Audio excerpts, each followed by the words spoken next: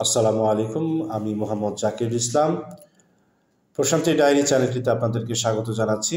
আজকে আমরা কতিপয় প্রশ্ন দিয়ে শুরু করতে চাই। তাকওয়া কি লিবাসে? আপনি কত পার্সেন্ট মুত্তাকি? চলুন এই বিষয়ে আলোচনা করা যাক। আমাদের সমাজে অনেকের ধারণা দাড়ি রাখা, জুব্বা, পাগড়ি পরিধান করা, বোরকা পরিধান করা প্রভৃতি তাকওয়ার চিহ্ন। যিনি দাড়ি রাখেন, টুপি, পাগড়ি বা জুব্বা পরিধান করেন এবং যে মহিলা বোরকা পরিধান করেন, আমরা তাকে স্বাভাবিকভাবে মুত্তাকি মনে করে থাকি। কিন্তু এসব বেশভূষা শরীরের অংশ এবং সোয়া পাওয়া গেলেও এগুলো তাকওয়ার মৌলিক চিহ্ন হিসেবে চূড়ান্ত নয়। কেউ দাড়ি রাখে, জুব্বা পাগড়ি পরিধান করে, কোনো মহিলা বোরকা পরিধান করে, কিন্তু সে শরীয়তের কোনো একটা বিধানকে অবিশ্বাস করে বা অস্বীকার করে বা ঘৃণা করলো অথবা কোনো বিধানের বিরোধিতা করে, সে মুত্তাকি হওয়া তো দূরের কথা, মুমিন হিসেবে স্বীকৃতি পাবে না, বরং কাফির হিসেবে গণ্য হবে। আর কেউ দাড়ি রাখে না, জুব্বা পরিধান করে না বা বোরকা পরিধান করে না, কিন্তু শরীয়তের কোনো বিধানকে অবিশ্বাস, অস্বীকার বা ঘৃণা করে না এবং কোনো বিধানের বিরোধিতা করে না, তাকে মুত্তাকি বলার আগে অন্তত মুমিন বলা যায়। এরপর যতটুকু আল্লাহকে ভয় করে, আল্লাহর বিধিনিষেধ পালন করে, ততটুকু মুত্তাকি বলা যাবে। বলা বাহুল্য, আমি বাহ্যিক বেশভূষাকে অবজ্ঞা ও ছোট হিসেবে দেখছি না, বরং বলতে চাচ্ছি এগুলো স্ব স্থানে ঠিক। এগুলো তাকওয়ার চিহ্ন হিসেবে ব্যবহার করা যৌক্তিক নয়। আরবি তাকওয়া শব্দটি বাংলা ভয় করা, সতর্ক থাকা, বিরত থাকা, অনিষ্টকর ও কষ্টদায়ক বস্তু থেকে আত্মরক্ষা করা ইত্যাদি নিয়ে, আর ইংরেজিতে fear of Allah, piety, righteousness and religiousness প্রভৃতি প্রতিশব্দ হিসেবে ব্যবহৃত হয়। কোরআনী পরিভাষায় আল্লাহ তাআলার যাবতীয় বিধান পালন করা ও তার যাবতীয় নিষেধ থেকে বিরত থাকার ক্ষেত্রে আল্লাহ তাআলাকে ভয় করার নাম তাকওয়া, আর যে ভয় করে তাকে মুত্তাকি বলা হয়। তাকওয়া ও মুত্তাকির তিনটা স্তর রয়েছে। প্রথম, আল্লাহকে ভয় করে ইসলামের যত ফরজ ও ওয়াজিব আছে সবগুলোকে পালন করার পরে সুন্নাতে মুআক্কাদা পালন করা এবং যত হারাম ও মাকরুহে তাহরিমি আছে সেগুলো থেকে বিরত থাকা। দ্বিতীয় হচ্ছে, আল্লাহকে ভয় করে ইসলামের যত ফরজ ও ওয়াজিব আছে সবগুলোকে পালন করার পর সুন্নাতে মুআক্কাদা পালন করা এবং যত হারাম ও মাকরুহে তাহরিমি সেগুলো থেকে বিরত থাকার পর মাকরুহে তানজিহি থেকে বেঁচে থাকা। এ পর্যায়ে মুত্তাকি আল্লাহ তাআলার নৈকট্য লাভের কাছাকাছি পৌঁছে।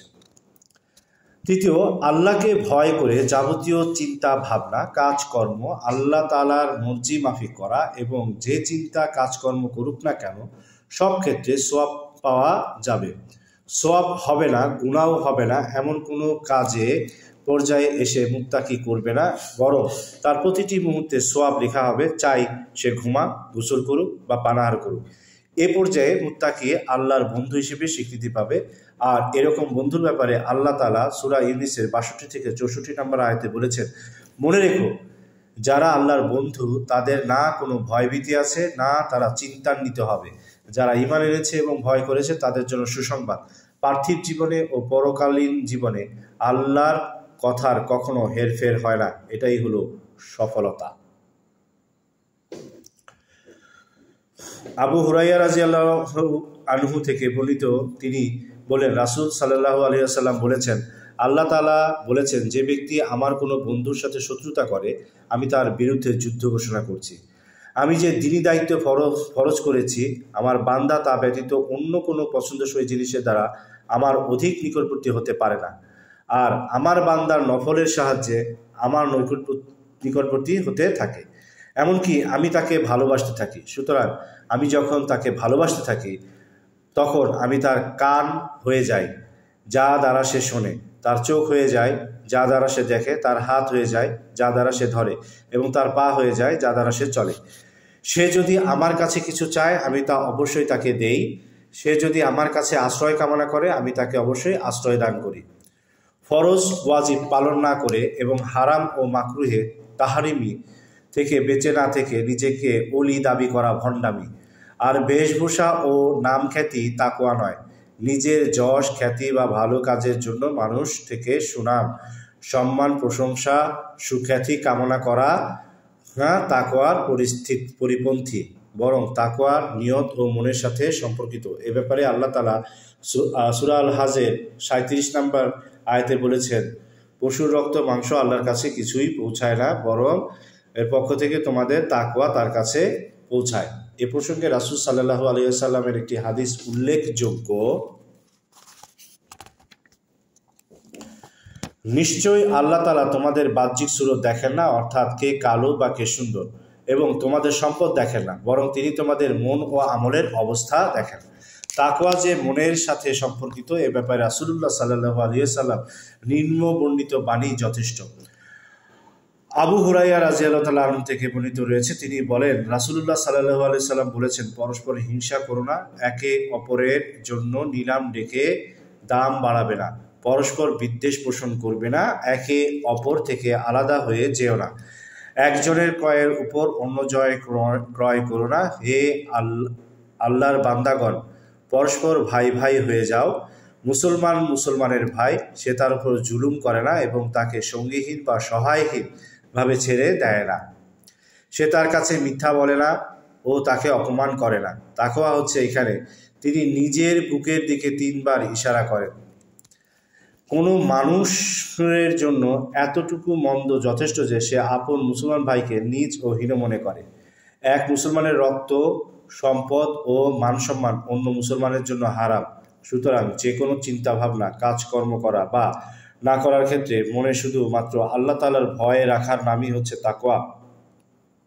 তাছাড়া আল্লাহ ছাড়া অন্য কাউকে খুশি করা বা অন্য কারো ভয়ে কোনো কাজ করা বা কাজ থেকে বিরত থাকা অনেক ক্ষেত্রে ঈমান বিধ্বংসী শিরকে অন্তর্ভুক্ত হওয়ার কারণ হবে। তাকওয়ার চূড়ান্ত পর্যায়ে পৌঁছে মহান আল্লাহর সত্যিকার বান্দা হওয়ার জন্য আল্লাহ তাআলা আহ্বান করেছেন সূরা আল ইমরান 104 নম্বর আয়াতে, হে ঈমানদারগণ, তোমরা যথাযথভাবে আল্লাহকে ভয় করো, সাবধান, মুসলমান না হয়ে মৃত্যুবরণ করো না। চিন্তা করে দেখুন আপনি কোন স্তরের মুত্তাকি, প্রথম, দ্বিতীয়, নাকি তৃতীয় বা নাকি চূড়ান্ত পর্যায়ে। ভেবে দেখুন আপনি কত % মুত্তাকি, নাকি আদৌ তাকওয়ার প্রথম স্তরের রিকোয়ারমেন্ট পূর্ণ করতে পারেননি।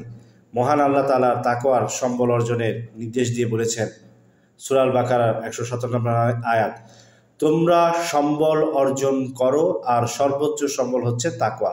এক ব্যক্তি রাসূলুল্লাহ সাল্লাল্লাহু আলাইহি ওয়াসাল্লামের কাছে এসে বলল, হে আল্লাহর রাসূল সাল্লাল্লাহু আলাইহি ওয়াসাল্লাম, আমি ভ্রমণে বের হবার ইচ্ছা করেছি, সুতরাং আমাকে কিছু সম্বলের ব্যবস্থা করে দিন। রাসূলুল্লাহ সাল্লাল্লাহু আলাইহি ওয়াসাল্লাম বলেন, আল্লাহ তোমার তাকওয়ার সম্বল দান করুক। এক্ষেত্রে যতটুকু সাধ্য আছে ততটুকুই আল্লাহকে ভয় করার নির্দেশ দিয়ে আল্লাহ তাআলা বলেন সূরা আত-তাগাবুন 16 নম্বর আয়াতে, তোমরা তোমাদের সাধ্যানুযায়ী আল্লাহকে ভয় করো। এটা শুধু তাকওয়ার ক্ষেত্রে নয়, শরীয়তের সব বিধানের ক্ষেত্রে প্রযোজ্য। তাহলে আমরা তাকওয়া অর্জন করব ইনশাআল্লাহ। এবং আমাদের চ্যানেলটি যদি ভালো লেগে থাকে তাহলে অবশ্যই সাবস্ক্রাইব করে রাখবেন, যাতে করে পরবর্তী ভিডিওর নোটিফিকেশন পান, এবং চ্যানেলটি লাইক, শেয়ার এবং কমেন্ট করবেন। সে পর্যন্ত ভালো থাকবেন। আল্লাহ হাফেজ।